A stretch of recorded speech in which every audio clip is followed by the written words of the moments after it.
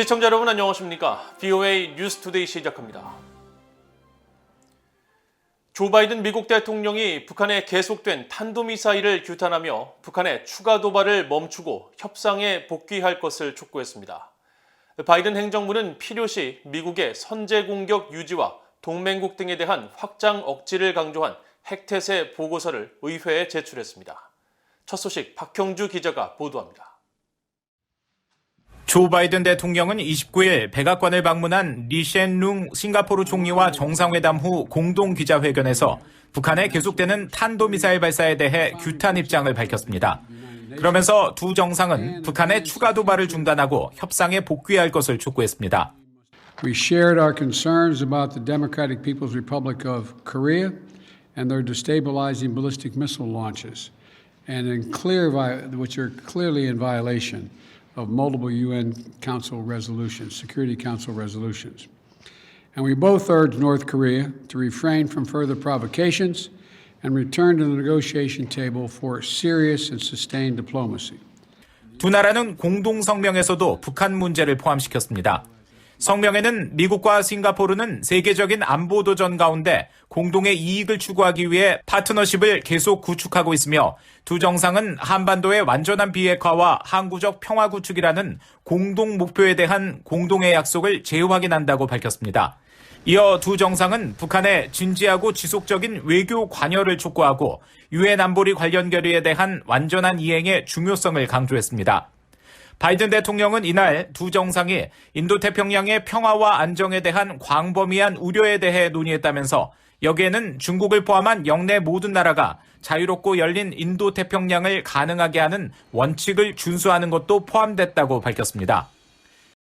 이런 가운데 바이든 행정부는 미국과 동맹국 등에 대한 핵 억지력을 강조한 핵태세 검토와 미사일 방어 검토 결과를 담은 기밀 보고서를 의회에 제출했습니다.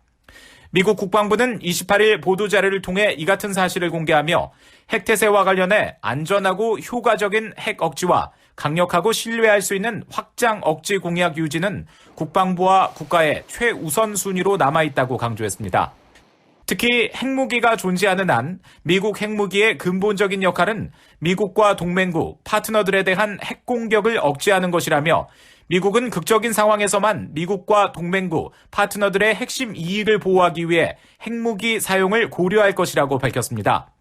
핵 사용을 억지나 반격에만 한정할 수 있다는 일각의 관측과 달리 필요시 선제 공격 가능성 등 미국의 기존 핵 정책을 유지한 것입니다.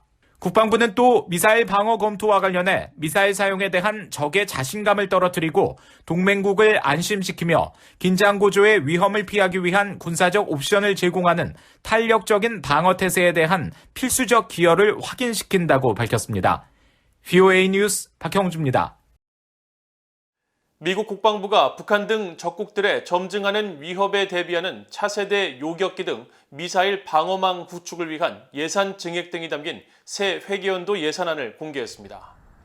국방부가 28일 의회에 제출한 2023 회계연도 국방예산은 전년보다 4.1% 증가한 7,730억 달러 규모로 특히 3대 핵전력 현대화 작업을 지원하고 국방 분야 우위를 유지하기 위한 연구 개발 비용에 역대 최대 규모의 예산인 1,301억 달러를 편성했습니다.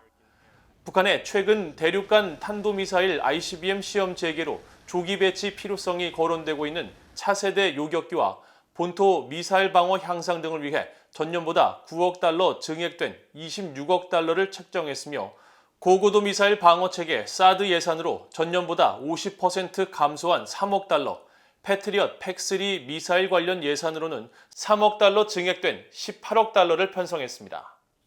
로이드 오스틴 국방장관은 이날 성명에서 이날 예산은 국방 전략과 이 전략의 중점이 추격하는 도전 과제인 중국에 있다는 것을 반영하고 지속적으로 떠오르는 북한의 위협과 러시아, 이란, 폭력적 극단주의 조직 등 우리가 직면한 위협에 대한 준비 태세와 억지 태세를 유지한다고 강조했습니다. 북한이 지난 2018년 폐쇄했다고 밝힌 풍계리 핵실험장에서 활발한 핵실험 사전 준비 정황이 포착됐다고 후루카와 가스이사 전 유엔 대북제재위원회 전문가 패널 위원이 밝혔습니다. 후루카와 위원은 28일 오스트리아 비내 본부를 둔 민간 연구단체 오픈 뉴클리어 네트워크를 통해 발표한 위성사진 분석 보고서에서 풍계리 핵실험장 내 4개 갱도 중 과거 핵실험에 한 번도 사용된 적이 없는 3번 갱도로 통하는 남쪽 입구에서 핵실험 사전 준비 정황이 포착됐다고 밝혔습니다. 보고서는 남쪽 입구 주변에서 차량 통행과 인원 움직임을 비롯해 철거 건물 부지에 통나무와 흙더미가 쌓여있는 모습이 포착됐다며 이는 갱도 굴착에 통나무를 사용하는 북한의 전례에 비춰볼 때 새 갱도를 굴착하고 있는 정황이라고 분석했습니다. 또 남쪽 입구에서 과거 1, 2번 갱도 굴착 당시 있었던 것과 같은 건물과 물체가 새롭게 건설된 흔적도 발견됐다면서 이는 3번 갱도 남쪽에 2차 입구를 만들기 위한 굴착용 건설이라고 추정했습니다. 그러면서 이 같은 활동은 북한이 풍계리 핵실험장 일부를 재가동했거나 재가동하는 과정에 있다는 것을 분명히 보여주는 것이라고 지적했습니다. 중국 정부가 유엔에 대북 정제유 공급량을 보고하면서 정해진 규칙과 절차를 지키지 않고 있는 사실이 확인됐습니다. 이에 따라 실제와 다른 수치가 배럴 단위로 지속적으로 기록되어 온 것으로 나타났는데 안보리 대북 유류 보고 체계에 허점이 있다는 것을 보여준다는 지적입니다. 함지하 기자가 보도합니다. 최근 중국 정부가 유엔 안보리 대북제재위원회에 공개한 월별 대북 유류 공급량입니다. 이 자료에는 중국이 구체적으로 어떤 유류 제품을 북한에 공급했는지 나타나 있지 않은데 최근 BOA는 중국 해관총서 자료를 비교해 이들 제품이 윤활유와 아스팔트인 석유 역청 등으로 일반적인 연료용 유류 제품은 없는 사실을 밝혀냈습니다. 대북제재위원회 홈페이지에 공개된 중국 정부의 정제유 공급량은 1월과 2월 각각 1299.16톤과 755.65톤으로 총 2054.81톤인데 이는 중국 해관총서에 나타난 윤활유와 윤활유용 기유, 석유 역청 등의 대북 수출량과 동일합니다. 문제는 이처럼 실제 연료용 유류가 없는 상황에서 대북제재위원회가 이를 연료로 취급하며 배럴로 환산하기까지 했다는 점입니다. 예를 들어 대북제재위원회는 중국 정부의 올해 1, 2월 정제유 공급량 2054.81톤에 휘발유에 적용되는 1톤당 8.3의 환산율을 적용해 중국의 공급량을 17,116.568배럴이라고 밝혔습니다.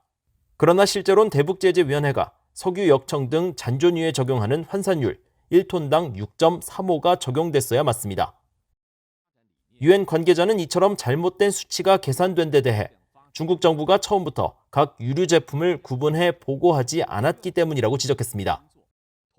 이 관계자는 BOA의 관련 질의에 중국이 대북 정제유 공급량을 대북제재위원회에 보고할 때 이 수치는 각기 다른 정제유 제품으로 구분되지 않는다며 중국 정부가 단순히 톤 단위로 된 월별 대북 정제유 총량만을 보고했다고 설명했습니다.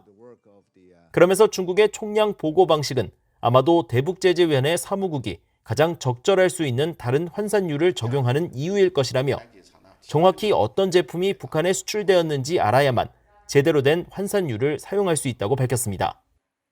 또 중국의 보고 내용에는 해당 제품을 북한으로 운송하는 수단에 대한 내용도 계속 생략되고 있다면서 대북제재위원회는 결의안에 구체적으로 명시된 것처럼 합법적인 유류 운송에 관여한 회사나 선박 등 기관에 대한 세부 사항을 통보받지 못하고 있다고 지적했습니다.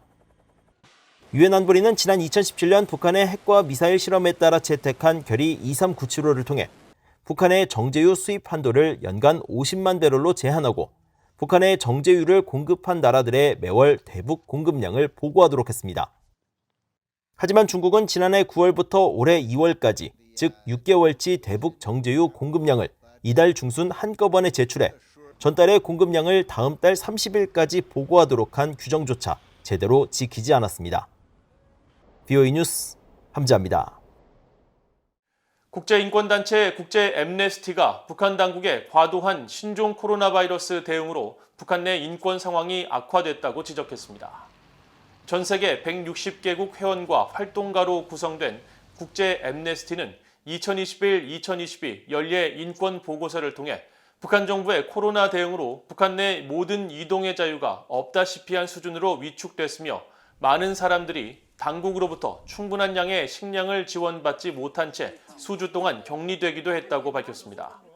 그러면서 북한 당국의 국경 봉쇄로 북한 내 의약품과 식량 부족 현상은 더욱 심화됐고 이 같은 조치들은 국제 인권 기준에 일치하지 않는다며 신종 코로나 바이러스를 빌미로 자행하고 있는 인권 침해를 즉각 중단해야 한다고 밝혔습니다. 또 국영공장 근로자들의 임금 수준이 현저히 낮은 수준이라며 북한 근로자들이 비공식 부문 등의 영역에서 수입을 얻으려 하며 북한 성분 제도와 관련해서는 여전히 진로 선택의 기회를 얻기 위해서 뇌물과 인맥이 필요하다고 지적했습니다. 2년 전 북한군 총격에 숨진 한국해양수산부 공무원 유족 측이 한국 문재인 정부에 관련 정보 공개를 요구했습니다. 피살 공무원 이모 씨의 형 이래진 씨는 29일 BOA에 법률 대리 변호사를 통해 청와대 게시판에 청와대 항소 취하 및 대통령 지정 반대 청원의 글을 올렸다고 밝혔습니다. 법률 대리인인 김기훈 변호사는 임기 40여일을 앞두고 문재인 대통령이 국민의 안전과 인권을 보호하는 모습을 보여야 한다면서 퇴임 시 이 씨 사망 관련 정보를 대통령 기록물로 지정하지 않기를 청원했으며 청와대가 공개를 거부한 정보는 지난해 11월 서울 행정법원이 국가기밀이 아니라고 판단한 만큼 군사기밀을 이유로 취한 항소 결정을 취하할 것도 청원했다고 밝혔습니다. 또 대통령 기록물의 존재 이유는 국정 운영의 투명성과 책임성을 높이기 위한 것인데 유족이 원하는 정보를 대통령 기록물로 지정하는 것은 그 목적에 위배된다고 지적했습니다. 앞서 지난해 11월 한국 법원은 피살 공무원 유족이 청와대와 해양경찰청 등을 상대로 낸 정보공개 청구 소송에서 원고 승소 판결을 내렸지만 청와대는 군사기밀 등의 이유로 항소해 다음 달 27일 서울 고등법원에서 항소심 첫 변론이 진행될 예정입니다. 이상으로 BOA 뉴스투데이를 모두 마칩니다. 시청해주신 여러분 고맙습니다.